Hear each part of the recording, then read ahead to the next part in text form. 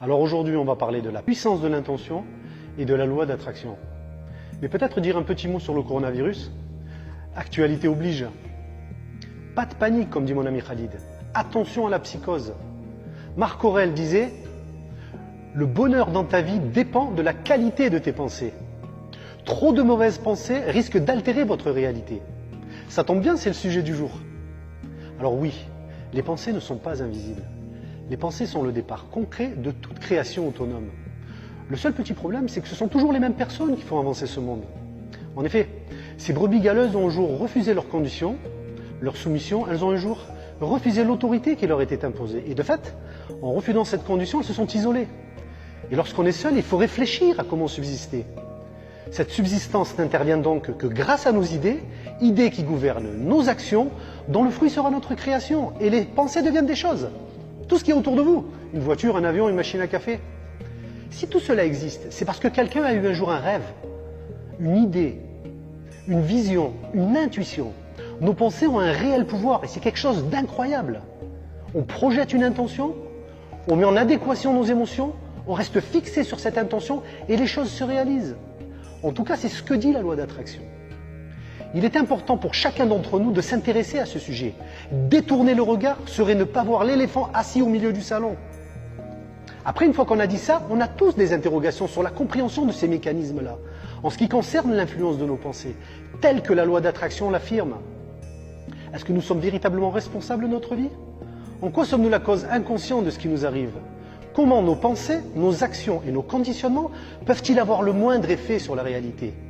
Quelle est la véritable nature de notre conscience? Par quels moyens concrets pouvons-nous influencer nos pensées et augmenter notre vibration?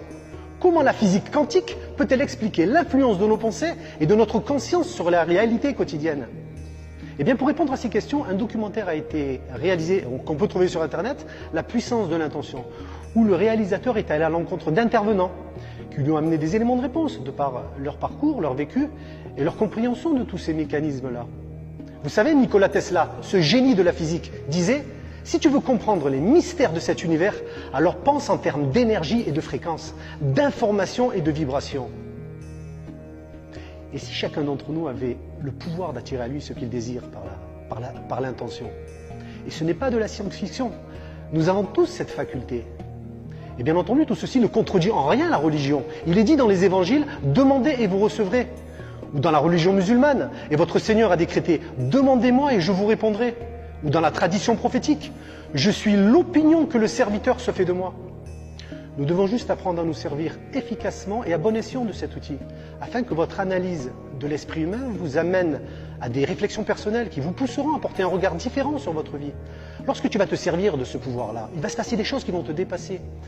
C'est la volonté précise et structurée de concrétiser une action et de réaliser un rêve. Une intention n'a rien à voir avec un simple désir. Attention, désirer partir vivre au soleil, par exemple, n'a rien à voir avec l'intention de partir vivre au soleil.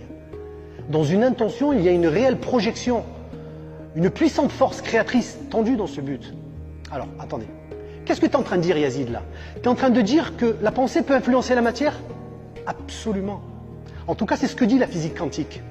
Lorsque l'on analyse la matière à l'échelle de l'électron, que disent les physiciens? Ils te disent que celui-ci se comporte différemment lorsqu'il est observé par l'œil humain, comme si la matière était consciente qu'on l'observait. Niels Bohr, le père de la physique quantique, a dit « Quiconque n'est pas choqué par la physique quantique ne la comprend pas ». Cette expérience laisse supposer que nous pouvons modifier le comportement de la réalité, simplement en l'observant. Pour qu'une intention soit efficace, elle a besoin bien entendu de respecter certaines conditions. Tout d'abord, il est important, il est nécessaire d'avoir une attitude positive. Vous devez croire profondément que vous atteindrez l'objectif fixé. La conviction est essentielle. Chassez l'idée de la peur et de l'échec. Cultivez la confiance en soi.